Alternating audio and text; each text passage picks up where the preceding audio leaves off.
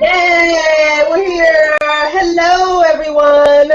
You are watching Sparkling Wine and Sex Masters, and I'm your host, Yolanda Shoshana. And today I have a special guest with me, Angelique Luna. Hello. Hello, how are you? We are going to be talking sex and drinking kava. The kava of today is Freshnet. I don't know. Oh, here's the label. Freshnet. Yes, we're drinking kava. I picked this one because I knew she would be able to find this one. And this actually was on my list for sexy sparkling wines for, February and Valentine's Day. It's just a simple, nice kava. You can have it with everything. So cheers. Yes. Cheers. It would actually go perfect. We have this local dessert shop here called Better Than Sex here in Orlando. And they dip your glass of wine or even coffee in chocolate. And so it pairs with chocolate, sugar, and wine together, white chocolate or dark chocolate. And I think this would be so good with a white chocolate, a little, pink sugar rim. So that's not a bad idea. Okay, I know what I'm going to do after I'm done with this. Oh, exactly. Like I said, and their desserts, some of them you can't even name, but they're all so better good. Are they really better than sex? Are they better than sex? Some of them are. Not all, but some. But it has to be like you have to be in a drought too. So a maintenance person. I love that. In a drought, I need to take a trip to Orlando just to have some dessert. Yep. So now that we've got our kava out of the way, I would love for you to tell people a little bit more about yourself, Angelique, because you're witchy like me and you have all these interesting things. And also, how did you get into the sex world? All right. The sex world is easier to explain than the rest of it. Basically, my daughter is a sex abuse warrior. I prefer warrior over survivor because it's always a constant battle. We still have to keep up with her mental health therapy and also her education and teaching her guidelines and consent and boundaries there.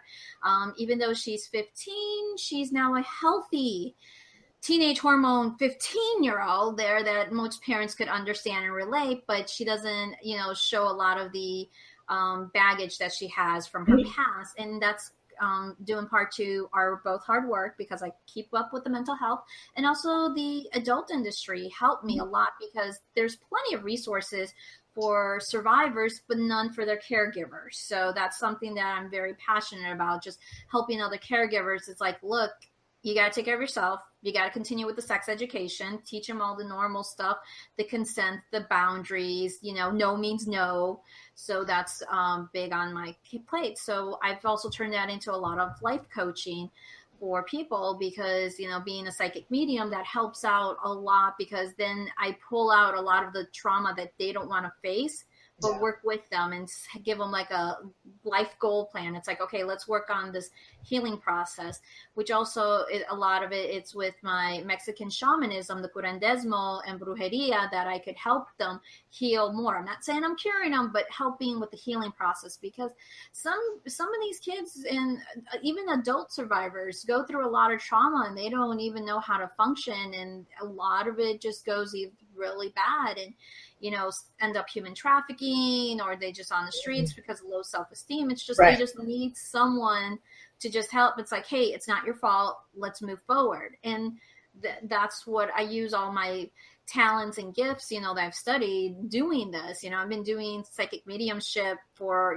over 15 years and all the sexual abuse healing and sex education advocacy for the last 8 years. So it's helped a lot there, and it's just showing the difference that some people are like, are you sure your daughter's been sexually abused? I'm like, what the frick? Why? They want her to be damaged and drinking alcohol all the time or something. Right. Good for you. Exactly. Good. That's good work. That's good work. Yeah.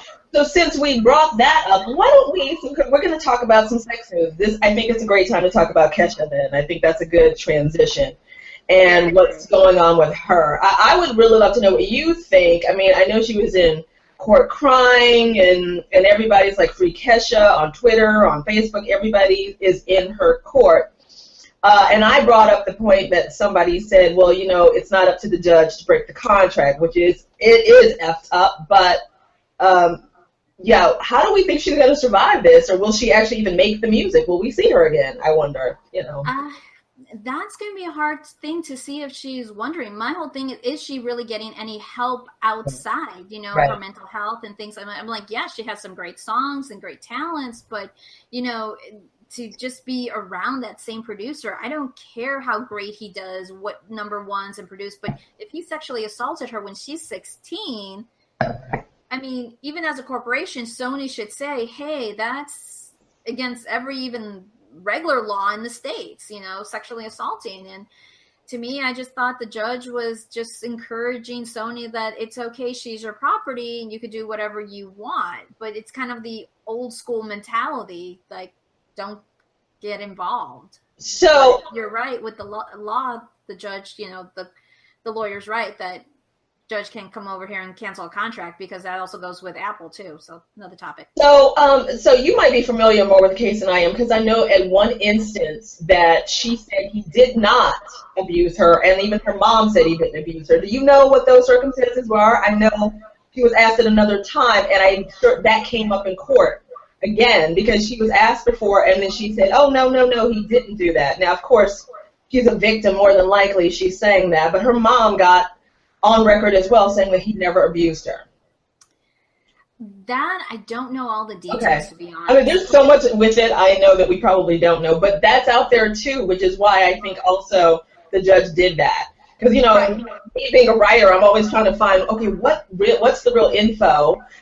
So I think this will live on and on. I say, though, if Kesha can get the right group of people around her and force Sony to give her a different producer and all that they said they would do, this could be a great opportunity to be like, fuck this, create a whole separate wing so she never has to see this man. And because we're going to be looking for the music now. We're going to hold Sony accountable. So if she can do something, if somebody around her can empower this process and her not deal with the foolishness and her just show up to the microphone, then maybe this can give some change in the music industry. I don't know. It's tough. It's tough because how they reacted is normal for most survivors and their caregivers. Right.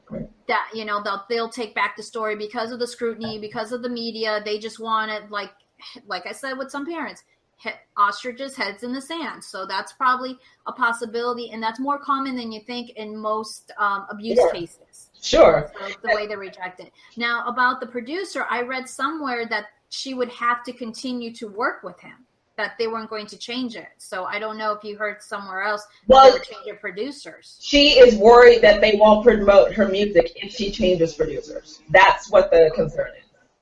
But since we all now are watching Sony, like, you need to change the producer, and we're going to be looking for the album, because if Kesha records it and she's like, well, they won't release it, we're going to be like, okay, now we got something else. So I don't know. I hope she continues to, I guess, is it over? Is the court case over now? She just has to deal with it and that's it? Or can she take it to, I don't know, Supreme Court? Do we go to Supreme Court with stuff like that? I don't know if she's appealing it, but yes, okay. Right now it is over. But you have to think about it. Today she has a better chance with the age of social media, sharing video. Absolutely. So, even if Sony doesn't promote it, just throw it on the, internet, and people are going to promote it, and it's going to go like wildfire. Yeah, that's what I was thinking. I'm like, leak it. We have the leaked albums. So I think everybody's for her. So if somebody can just say, okay, this is what we're going to do, maybe we should do that. We call Kesha and say, girl, we can make this happen. So yeah. Mm-hmm. Woo! Oh my gosh. So what else is going on in sex news? I know there's an app that you have on your Apple. See, I don't Apple. I know there's an app that you wanted to talk about. I don't know. Oh, I know. I know our ongoing love-to-hate relationship with technology. You're more Android, I'm more Apple. So yes, I haven't converted my phone yet, but I'm almost there. So okay. Yeah. Basically, it is Pillow, and you can find them on Twitter as trypillow.com, and their website is pillow.io. So it's kind of interesting. Still in this beta testing. So I tested it out, and it's basically an app to help couples and relationships in getting out of their head and focusing more on each other. Okay. So their videos are kind of like anywhere from 10 to 15 minutes long. That's and they're telling you steps on what to do, like gaze into your partner's eyes. And it's like quiet, silent music, and it's just teaching, and that's forcing people to stop and live in the moment. Okay.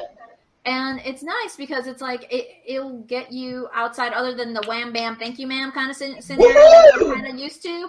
You know, it's like, oh yeah, we're hot, heated, let's go. No, this one, it takes you slow, it slows it down, and it's using a lot of visual stimulants to stimulate your mind and your breathing. So kind of like Tantra, but very, very like basic toddler steps, to tell you the truth. Okay. So, you know, because, you know, with Tantra, you really go like through meditation and longer times. This is like 10 to 15 minutes. And it, like I said, they'll walk you through various different, you know, there was the look into your eyes, passionately kiss each other, but, you know, take time and how to do it. There's no actual videos. Everything's just audio. So that way you're focusing straight on your partner. I like that. Yeah, so it's a great app there. I have to reinforce the gazing in eyes one, because I have to tell you. So being in New York, there's a lot of stranger contact. It's a unique background there. It is. I don't know. I've been having these very interesting subway circumstances, and I was on the train the other day, and this guy was standing in front of me. I'm pretty short. I'm only like 5 feet, which surprises a lot of people. So this really kind of cute guy was standing in front of me, and then I don't know what happened. I'm listening to the Hamilton soundtrack. I'm like bopping along, and I look up, and he stares down at me, and he starts gazing into my eyes, and I'm thinking, what is happening right now? And I kind of like this. This is kind of weird. So I look away, and then it happens again. And I just, by the time I got off the train, I was like, I think I'm in love, and I don't know this man. It was so amazing. It felt like we definitely had a past life connection. Something definitely went down. But it was just like, wow, just very intense and very sexy. And I had to like calm myself down when I got home. It was really nice. So I definitely recommend the eye gazing. That's so sexy. Yeah. Yeah. You know, but like I said, I like the app because it's forcing you to not pay attention to everything and just focus on just live look in the at moment. each other. Yeah. Yeah, I like that. So did you hear about the two girls? You may have heard about this because this was all over Facebook. The two girls who were booked in the Kinky Hotel on Valentine's Day by the Chinese airline. It was they're gonna redo their contract there. It was a mistake. So there was a layover. This is a Chinese airline, and I forget what city they were in, but they had a layover. And you know how airlines used to be really great about putting you in a hotel if you had a layover. So this Chinese airline finds a hotel for these two ladies, and when they open the door, it's this S&M suite theme. And so it's this big thing, and there's photos of it. I mean, it wasn't really attractive. You know, it's kind of like, it was a very low grade hotel. Yeah, ugly red leather, but the chains and I don't know. I personally would have loved the hell out of it. But it's also traumatizing if you just want to go to bed. But hey, why not? Like, I just thought it was hilarious, and why doesn't that ever happen to me? Gives you meaning to Red Room of Passion there. Yes, it was just really ugly though. It's like they could upgrade. Even the blanket was just hideous. It was like, for real, like, you know, make it look nice. But I guess it's a wham bam thank you ma'am kind of place maybe. Mm-hmm. Well, you got to realize a lot of hotels in China are basically, you know, by the hour. Yeah. And because I have a friend who travels a lot to Asia, she always asks for specific business class hotels. Right. Because if you just ask for any hotel, you don't know when's the last time they cleaned the room. Ew. Yeah. Especially that room. Ew. Well, the airline, of course, apologized, and they said they knew it was a theme room, but they didn't know what kind of thing. Well, now we. So they're going to do their homework. Well, I guess they just see theme and they think it's great and whatever. But I hope that happens to me one day, because that would be a great story. I'd make a whole video. Out of it all. Oh God. So Obama and abstinence, signing that out of the budget, right? Like, way to go. I just love him. I'm gonna miss him. Now, are there people coming after him? I'm sure the Christian groups aren't happy, right? I don't know. After her and them. It's like, it's ridiculous because they're so used to the abstinence only education. So it's all Christians, parents, I mean, name it, they're all coming after him. But it's just like, you have to realize the more information you give to kids, the better well-informed decisions they're going to do. Right. Because they have so many studies out there showing that kids who have comprehensive sex education has a lower rate of pregnancy, lower rate of abortions, lower rates of STDs.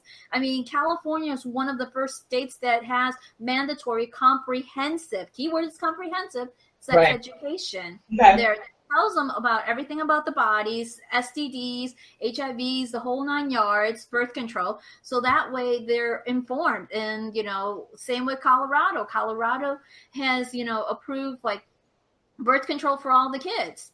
So they're able to reduce their pregnancies, reduce the abortions. But, and having this abstinence only sex education repelled, it's just going to, raise up the rates of lower pregnancies, lower STDs there. And people don't see that because they still like to live in the Stone Ages. And think their kids are not having sex, right? And there's been no proof that the program has ever worked, which is what I found to be so interesting. It's like, I listen to teenagers on the train, and I'm like, you're having more sex than me right now, it seems like. So I don't know. I'm good for him, and we need better sex education, not abstinence only, because it's not working. It does not work. Exactly. I mean, that kind of backfire. I got like so many stories. Like there was this town down in Texas that they were abstinent only, and they ended up to have the highest outbreak of chlamydia. Oh gosh. And then you had another politician. I think it was the Louisiana governor or politician, someone like that, was all abstinence. And then his daughter is not pregnant, right? Okay, how is this working for you? Yeah. It's not. So we'll see what happens. This is going to get real interesting. It is going to be, because right now the only candidate for sex education is Bernie Sanders. Okay. Everybody else is anti, sex education, abstinent only, women don't have rights. And I don't know if you heard about this. Ted Cruz actually pulled one of his campaign ads off because he discovered after the fact that I think her name was Amy Lindsay, a former adult film artist, was in the commercial. And once they discovered that she was a former adult porn star, that they're like, okay, we got to pull this, and it was a basic roundtable conversation of what you want in your politicians, what are you looking for, and she was just being honest. But the minute they found out she was a porn star in her past life, they pulled the ad. Man, see, that makes him cooler to me. You should have left her in there. Like, whoa, that's not. Oh, yeah. I guess I'm not surprised, but then he wants to take away gay marriage, so I guess I shouldn't be surprised. I mean, he's whatever. Whatever. Oh, come on. Have you seen some of the press photos with him and his family? His family's even revolted by him. They're like, ew. I know. The whole thing's a mess. See, that's another reason why I love Canada. I may have to move. But jumping country sounds good at this moment. I know, right?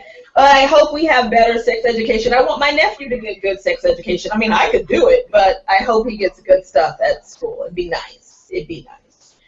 Oh, yeah. But sometimes you get the best sex advice from a porn star. I mean, I got some great parenting advice from Cinnamon Love at a conference. Oh, did you? Yeah, I'm like, I am so sorry. I've never seen your work, but thanks for the advice there. I've seen her work. And to this date, I haven't, and I've seen her to a couple conferences. That's so funny. That's great. Yeah, because not many know that she has an autistic kid, that even though he, at the time when I talked to her, it was like he might look like he's 19, but he still has the mentality of a 12-year-old. Okay. And she was like explaining to me how to navigate and how to, talk about sex education, how they should act like that is, especially with someone with special needs that doesn't understand it. And I'm like, oh my God, you're such a blessing, because it just came at a time I'm like, what the frick do I tell my child? And here, and she was giving the best advice, like teach them consent, teach them boundaries, teach them respect of their own bodies. So cool. Good. Yeah, she does good work too. I don't know about her. Now I have to check it out. So, can you take a guess? I'm actually proud of this. So, of course, Valentine's Day was last week. Was it last weekend? Yes. Yeah, last weekend. Mm-hmm.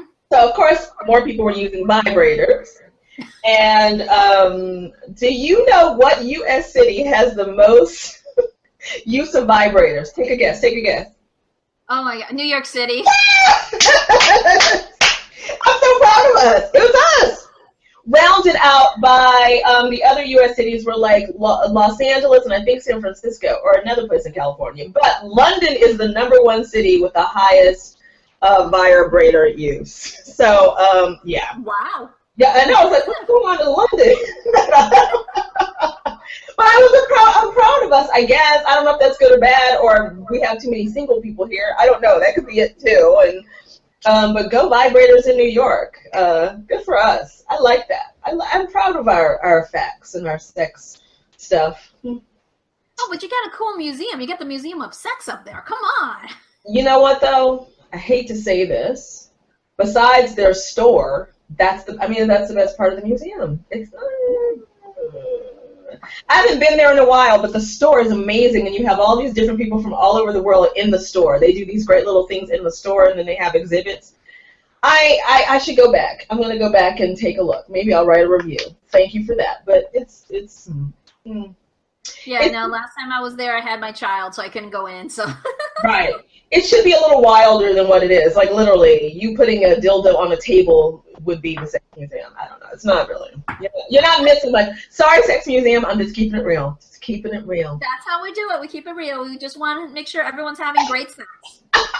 But if you do a good exhibit, and I should know, let me know. So let's talk to the people about how now Valentine's Day is over. Everybody was scrambling and buying the flowers and the men and their Godiva chocolates. And I've told you all, stop just buying Godiva. There's so many other chocolates here that are great.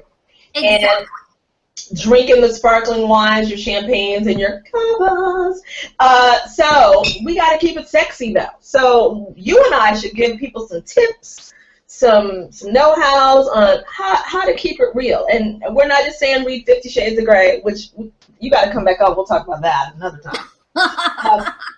That's like a whole conversation. No, come on. We have better books than that, okay? A Twilight fan fiction blog does not qualify as good stuff. Now, we're talking Anne Rice, then that's a different story. You know what? Word. That is so true. Anne gets it in. Anne gets it in. I love me some Anne Rice. Oh, okay. So what tips can we add? What would you like to tell people to do to keep their relationship sexy, and also give some stuff to single people, because not everybody's got somebody, unfortunately. So what would you say? I'd like to know.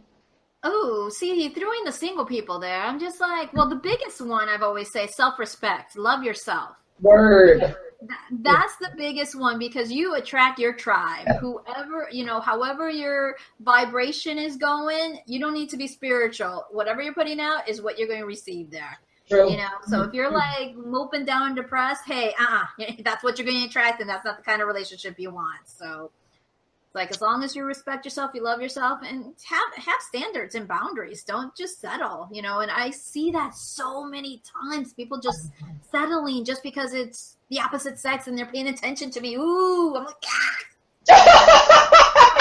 And people don't want to be alone. People are scared to be alone. I think that's what's weird too. I mean, it's not weird. I get it. Nobody wants to be alone, but there's so much fear in staying with the wrong person. I don't know. Right. And it's like, it's just fear to be alone. It's like, who cares if I was alone for 10 years? I'm like, and I enjoyed it. I go on dates here and there. Nothing, I have my boy toys. I'm not going to lie.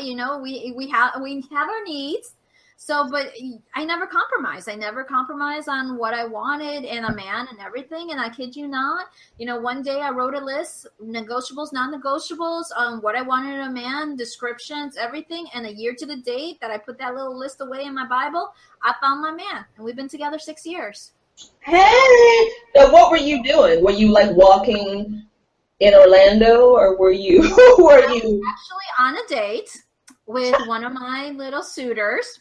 And he just asked me the question, and I'm like, I don't know. I just, I was enjoying being single. And he's like, no, it was kind of like a dare because he was part of the Tony Robbins coaching group and things like that. So, I'm like, okay, fine, I dare it. And so I did it for shits and giggles. That's all I did. I didn't put any full intentions in it. I'm like, okay, this is what I want.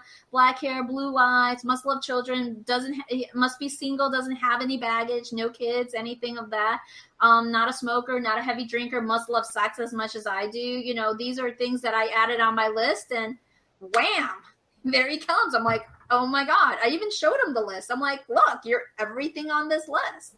And he was like shocked and amazed there. And, we've had some wild, great times. And, I'm not going to say it's like totally perfect, but I could count the number of fights on one hand that we've had in 6 years. That's so it's because we work, we communicate, we're very affectionate, we love to cuddle, we're, things of that nature, things that people don't think. It's like, look, it's not always about the physical sex or the physical attraction. It's like the little things like remembering, okay, I'm going to get up a little bit early just to make him breakfast because I know he's not going to have time. He's rushing to go to work. Right. Or I just want to snuggle with him after a bad days of work, don't have to lead into sex. I mean, now we joke around that we're like, okay, we got to tell each other that we want sex other than we're touchy-feely there. So, because we're just very affectionate that way. And he's affectionate to my daughter, and he's accepted her, even though they're stepdaughter, stepfather, they're like, that's my daddy. That's it. End of story. I'm like, cool. And he embraced that. So I love that. That's great. Cool. But it starts with you knowing what you want and loving yourself, and that's what works. And amen to that. And I also say, make time for loving people. I know, like, everybody's so busy. Everybody's on their cell phones, and some people have kids. I don't. Kids in the mix, and you don't make time for the loving and the cuddling, but make time, figure out time, carve it out, or you just create a distance among yourselves. I always recommend couples to cook together. It's just the sexiest thing you can possibly do, and you have a little twinkle in your eye. Even if you got kids in the room, you can do some sexy stuff, and then later take it to the bedroom. And if you're single, you can have romance in your life. Drink champagne, have flowers around, and conjure all that in. I'm all about the conjure. Conjuring. So yeah. Create your own magic there.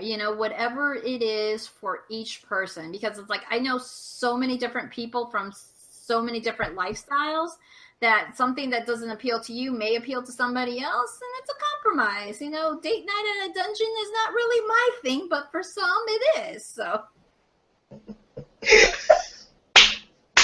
Date night in the dungeon or the movies? I love that. That is brilliant. I mean, as it is, like, I'm not a big fan of Valentine's Day. I don't like it at all, actually. I think, why love me on one damn day? I need loving diamonds and champagne year-round. Just, And I'll give you Valentine's Day off if you give me that year-round, is what I say. So keep it going, y'all. Not just for February, all across the board. Keep those flowers and chocolates rolling and coming, and all that love and surprises. I know so many women who are like, I don't know what we're doing. He's surprising me, which is exciting. He's surprising me.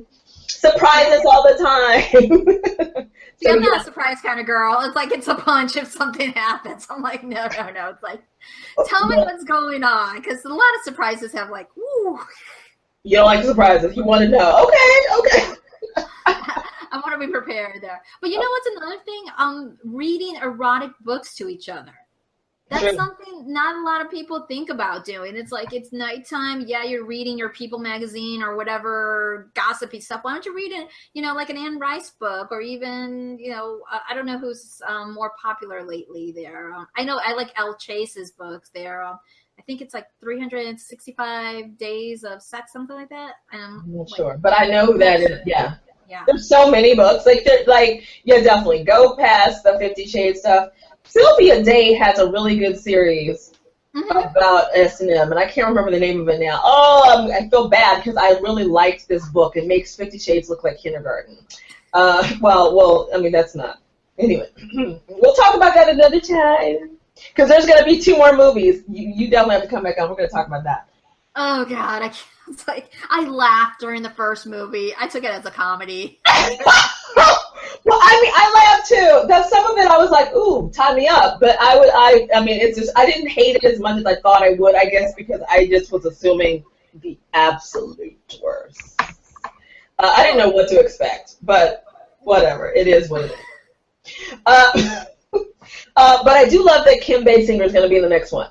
So, Really? like, Now that's a must watch then. It's Kim Basinger. she's like, so I have all three of the books. I still haven't read the book. Here's my confession. I'm still yet to read 50 Shades. I have all three books. I got them at a clothing swap. I tried to give some of the books away. Nobody wanted them, so I was like, I have them. And I watched the movie, and then I thought I need to read the books. I have not. So Kim Basinger is playing his older lover, his older mistress. And I'm a little more into that than, I don't care about Anastasia. I want to see that stuff. I don't care about, so, you know. But I should read a book if I can make it through. I don't know.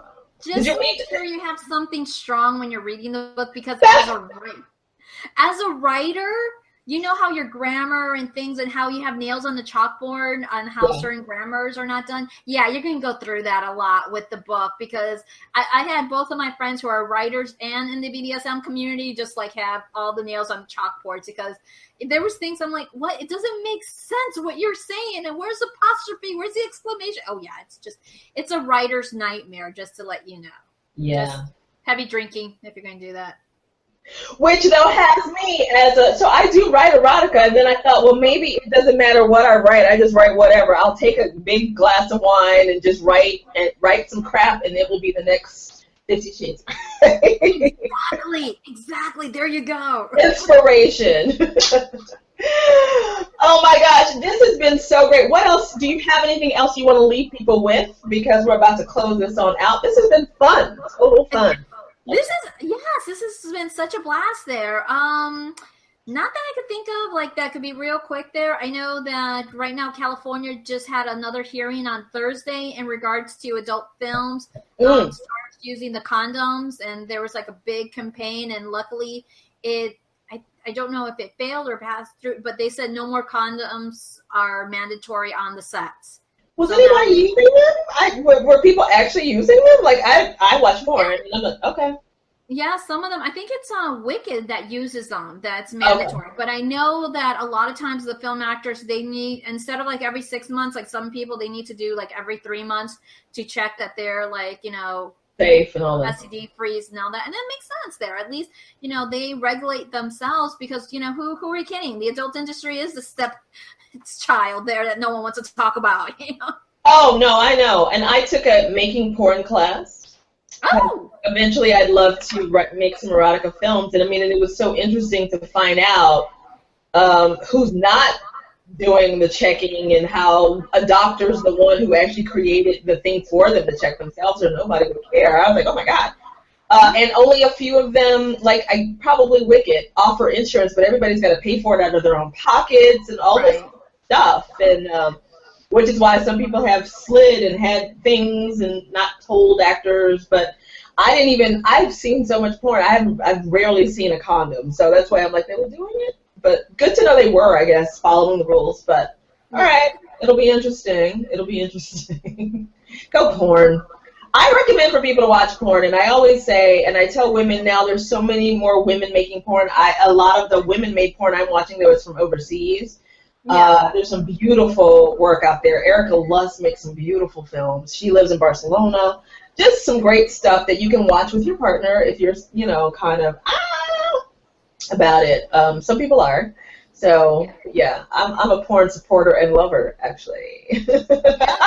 I totally appreciate it. Yeah, because, like, you have people like Tristan Taormino, Jessica Drake, and then Nina Hartley all making sex education porn. Right, you know, teaching you how to have proper sex. And then you have Cindy Gallup with Make Love Not Porn, because watching her TED Talk is so hysterical there, you know, how she learned, like, guys just don't know how to have sex other than the porn star, you know? It's like... So I know Cindy, since she lives in New York. I know Cindy. She is fun. When I was at her, I don't think she owns the black apartment anymore, but I went to sit down. She goes, oh, be careful.